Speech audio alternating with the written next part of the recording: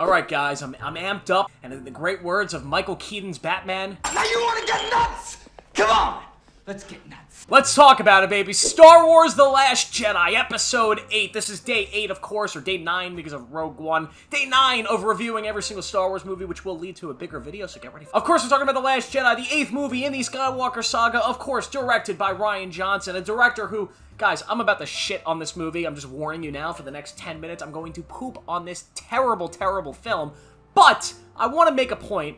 I love Rian Johnson. I think he is one of the more unique filmmakers we have in Hollywood. I love the Knives Out movies. I think Looper is an incredible sci-fi film. He's a great filmmaker. This video is not against him. The best of the best sometimes fuck up. And this is a movie that is squarely, I think, on the fault of Rian Johnson, as well as Kathleen Kennedy, in the sense that they should have planned out this trilogy from the start, and they didn't. They allowed Rian Johnson, J.J. Abrams, and originally Colin Trevorrow to write their own movies that didn't really connect that much to each other, and that's why we have The Last Jedi, aka the last... What should have been the last Star Wars. Should have been the movie that never happened. How about that? What is The Last Jedi about? Well, The Last Jedi takes place immediately after The Force Awakens. It's the first Star Wars movie to do this. Every single Star Wars movie usually has a little bit, sometimes a lot of bit of a time jump in between them. So they all feel like pretty big moments in time in the timeline of Star Wars. They don't feel like interconnected like part 1s and part 2s. But of course, because of the cliffhanger of A Force Awakens, there was almost a promise made at the end of that movie that we would have to see what happens going into this movie. We need to see what happens in that conversation with Rey and Luke. Well, this is what happened. And 2 years of theorizing. I want to remind you guys, before I really get into this movie and start talking beat for beat, I want to remind you guys of the 2 years we waited for this movie, the hype, because Force Awakens was popular. People loved it. The 2 years of hyping up. Who's Snoke? What is Luke gonna say to Rey? What are they gonna do on that planet? What's going on? All that hype led to this. Just want to remind you that. It led to that! So The Last Jedi is essentially two different stories. You have the story of Rey, Luke, and Kylo Ren. Rey, that's on this planet, trying to convince Luke to come back into the fold, to help train her as a Jedi, and Luke is just like, no. I'm done. I'm done with that bullshit. I'm not a Jedi anymore. Fuck the Jedi. Fuck my nephew. Fuck my sister. I hate them all. Like, I'm done with this shit. You people are on your own. Good luck. Bye-bye, bitch. And why is Luke like that? The hopeful Luke, the Luke that said, I am a Jedi, like my father before me. The same guy that against all odds saw hope, saw love, saw life in his father, who is a genocidal maniac, and threw down his lightsaber and faced off with the Emperor and told them to go fuck himself. Well, that same dude also decided to try to kill his nephew, because he felt there was a possibility that he would turn to the dark. He tried killing his nephew. And when that didn't work out for him, he ran away like a bitch. He ran away like a bitch. And now we have Luke in this movie. Now, the other half of the story is essentially a big chase scene with the Empire, or sorry, the First Order, chasing the small Republic ship and its group of powerful feminist women. So let's get to it. The Luke Skywalker stuff in this movie. Why is it so bad? Now, I'm gonna come on here and I'm gonna defend what Rian Johnson was trying to do with Luke for a second. I think this movie would have been just as boring if they had brought Luke back and he was the same guy from Return of the Jedi. This strong, powerful Jedi who just knew it all and was hiding on that planet because he was waiting for Rey to show up or something like that. I think that would have been just as bad. To have Luke reintroduced into this universe, there had to be some sort of flaw with him. There had to be something that has happened to him over the last however many years that has maybe made him lesser, or maybe made him stronger, or just dumber, just so he has a plot line in this trilogy that's more than just, I need to train the next era of Jedi. They did it with Han Solo. Han Solo was not the same guy from Return of the Jedi. Him and Leia were kind of estranged, his son had left him, and he just went back to being a smuggler. Was that a bad thing? No, because it led to a new arc in The Force Awakens that actually works well. Now, the issue is that the arc that they choose for Luke in this movie is dumb, because the actual action that Luke took of trying to kill Ben Solo before he had ever turned to the dark side is just something that Luke Skywalker would not do. You would never even consider it. It just would never happen. And yet he doesn't, and that is the core point to Luke's entire character arc of this movie, of him kind of going against the Jedi and saying, I'm done with that shit, I'm gonna run away and let my nephew, who is now a dick, kind of take over the galaxy again. It's just kind of the most self-destructive bullshit in the history of writing. It doesn't make any sense. And you could tell with Mark Hamill's performance that he just did not like this at all. We obviously know, it's been well documented over the years of Mark Hamill saying he fucking hated these movies. But of course, like, you could tell in his performance that he's just like, what am I doing here? I said, you guys, I have a very bad feeling about this. And it's not really contrasted with an interesting protagonist. Rey, although in the first movie has her moments, is just not super interesting there, and in this movie, she's really not interesting because she comes off as the quote-unquote modern-day strong feminist hero who doesn't have to do anything for power and just shows up and is the hero because she's a woman and woman power, baby. And there's nothing wrong with female protagonists. We should have more female protagonists, but we should have more well-written female protagonists, not ones that are just strong for the sake of woman power, because that's dumb. It's just as dumb if a character was just strong because of men power. It's all dumb. And then we have the other story of this movie, this weird chase through the galaxy, which on paper I'm sure sounds really cool, but in execution, it's just not done well at all. You have the dumb Mary Poppins scene with Leia.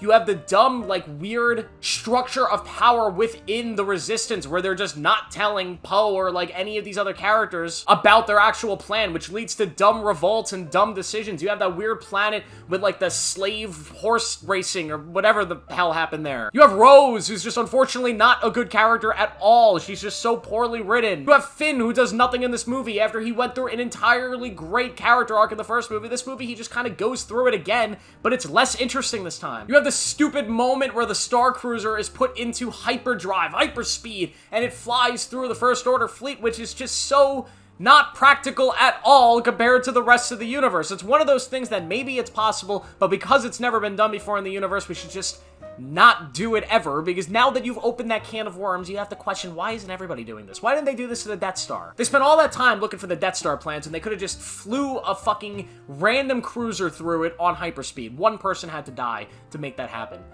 Dumb. You have Javier Bardem that's in this movie and completely wasted. Javier Bardem, God, he could have done so much in a Star Wars movie, in a sequel trilogy, as a villain, as anybody. Instead, he plays a nothing character that's forgettable and is thrown away after this movie. You have Captain Phasma, aka the coolest looking character that they had invented to sell toys with, and she does nothing. It's just terrible. And then you get the whole throne room sequence, which, oh my God, is this the most is this not the worst choreographed big fight scene in the history of Star Wars? It's terrible. There are entire videos of people that are stunt coordinators, fight coordinators, breaking down this fight scene, explaining why it's so bad, so I won't try to explain it. Go check out those videos. But Supreme Leader Snoke, this character who's incredibly interesting, clearly absurdly powerful, especially when compared to Palpatine, this guy who we all thought might be Darth Plagueis, this mysterious character from before the prequels, the guy that trained Palpatine and apparently could cheat death using the Force, so it's realistic that maybe he was able to live through all this. Maybe he's been the puppet master all this time, and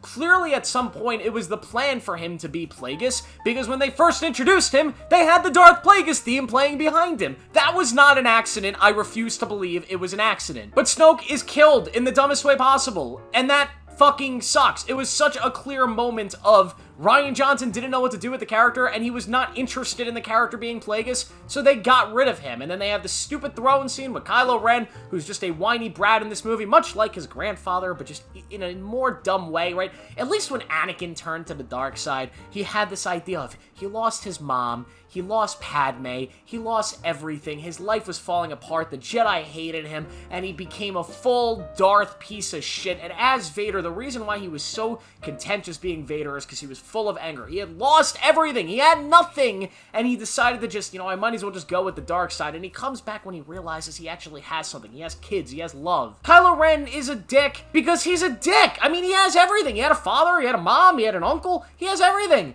And he's just a dick, and there's really no explanation offered in this trilogy. There could have been this idea that he's just obsessed with power, and when he found out his grandfather was this powerful dude who ended up turning on his power because of stupid reasons like love, they could have sold it that Kylo Ren is just this unhinged freak. They could have made him Joffrey Baratheon in this trilogy, and it would have worked. Instead, he's just Anakin 2.0, but just with so much less of a motivation than Anakin. It doesn't make any sense. So when you have that moment where he turns on Rey, and he's like, let go of the past. Let go of it. You're still holding on. Adam Driver, great, by the way. He does great in this movie. It's just kind of stupid. And this idea that Rey's a nobody, it doesn't really work that well. This is the Skywalker saga. She should have been a Skywalker. I don't know why they tried so hard to make her not a Skywalker until they did. the dumbest fucking way. We'll talk about that in a little bit in the next few videos. But God, it's just so dumb that she's a nobody, and then she's not a nobody, because they wanted to retcon that. And you have the final little fight in this movie with the planet that I actually think is cool, that planet that has, like, weird red spice. I enjoyed that. I actually like the last act of this movie. I think the confrontation between Luke and Kylo, with Luke kind of beaming himself across the galaxy with the Force, I thought that shit was awesome. I think the fight itself is really cool. It's simple. It's methodical. I think the dialogue between the two is really cool. You have this unhinged Kylo Ren who's completely lost his mind, and a Luke who has lost hope of ever saving him for some... What did you do, Rian Johnson? What did you do to my boy? What did you do to Luke Skywalker? The son of Anakin Skywalker. Don't you know the Anakin, the guy that blew up the Death Star? But if you can't look and see the Anakin blowing up the Death Star... But regardless, Luke dies in a decent... Like, I think Luke's death is fine. I think that works out. And then you have the end of the movie with the Resistance pretty much destroyed, and now they've become the Rebellion again. The First Order has taken over the galaxy. We have Emperor Kylo Ren, and we have hope for a third movie. And that's what I always got out of The Last Jedi. When I walked out of The Last Jedi, I said I did not like that much. I thought it was okay. There were moments that I loved, moments that I absolutely despised, but I always said that this movie will live and die based on what they do in Episode 9. If Episode 9 takes a lot of the stuff that was set up in this movie and done in this movie and elevates it and makes it better, then this movie will look back, you know, people will look back and be fond of it. We'll look back and actually enjoy this movie and be happy that it happened. But if Episode 9 completely shits on this film and throws it in the trash and doesn't try to elevate what it's done, well, this movie will end up being one of the worst films ever. What do you guys think happened? I guess you'll have to wait for me to talk about Episode 9. So please make sure to like this video and subscribe for more, because I will be talking about Episode 9 in a couple days. So what more can I say about The Last Jedi? It's the film that pretty much killed Star Wars, in the sense that Star Wars used to be this big thing that people got hyped for, that people, like, praised like it's a religion. This used to be something that we all lived and died by. The hype of Star Wars, I think, where it is today, where we're just not excited about it anymore. We have so much Star Wars content, but none of it has ever reached the hype and excitement of what The Force Awakens was and what pre-Last Jedi was. This is the film that kind of led us to that. This was the film that made us go, oh, these people don't really understand this property. The people in charge of making these films don't really understand what they're making. And because of that, it just left us feeling this feeling of, oh, these are all gonna suck, aren't they? And no, they haven't all sucked, but a lot of them have, and they all feel cheap, and they all just have been going downhill ever since The Last Jedi. This is the film that just kind of killed my love for Star Wars, unfortunately. And there's one other film that, if this film didn't kill it, the next film most certainly fucking did. And again, subscribe, turn on notifications. We got a couple days for that one. But I will give Star Wars The Last Jedi a 1 out of 5. I can't give it any higher than a 1. Not a good movie. It's just not, at all. And yet again, I love Rian Johnson. Every other one of his movies is a 4 out of 5, if not higher. The Last Jedi is just a dud, and it sucks. It sucks for me to say that, and it just sucks as a movie. Thank you guys for watching. I hope you guys liked the video. Make sure to like this and subscribe for more. Turn on notifications to see more. I'll see you guys in the next one.